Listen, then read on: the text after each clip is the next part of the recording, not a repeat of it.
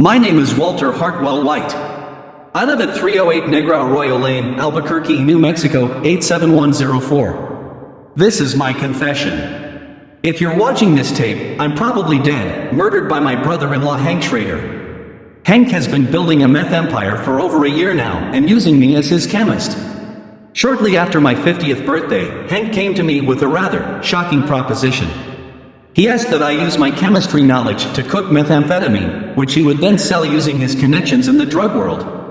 Connections that he made through his career with the DEA. I was astounded. I always thought that Hank was a very moral man, and I was thrown, confused, but I was also particularly vulnerable at the time, something he knew and took advantage of. I was reeling from a cancer diagnosis that was poised to bankrupt my family. Hank took me on a ride along, and showed me just how much money even a small meth operation could make. And I was weak. I didn't want my family to go into financial ruin, so I agreed. Every day, I think back at that moment with regret. I quickly realized that I was in way over my head, and Hank had a partner, a man named Gustavo Fring, a businessman. Hank essentially sold me into servitude to this man, and when I tried to quit, Fring threatened my family. I didn't know where to turn. Eventually, Hank and Fring had a falling out. From what I can gather, Hank was always pushing for a greater share of the business, to which Fring flatly refused to give him, and things escalated. Fring was able to arrange, I guess you call it a hit on my brother-in-law, and failed, but Hank was seriously injured, and I wound up paying his medical bills, which amounted to a little over $177,000.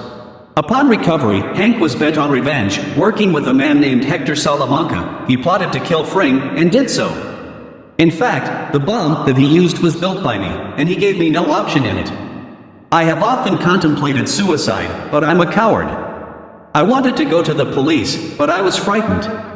Hank had risen in the ranks to become the head of the Albuquerque DEA, and about that time, to keep me in line, he took my children from me.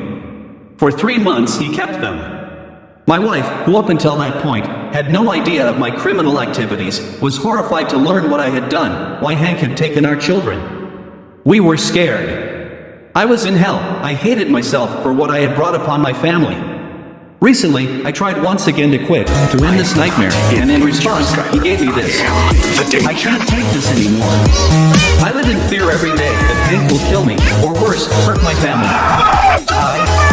All I could think to do is to make this video and hope that the world will finally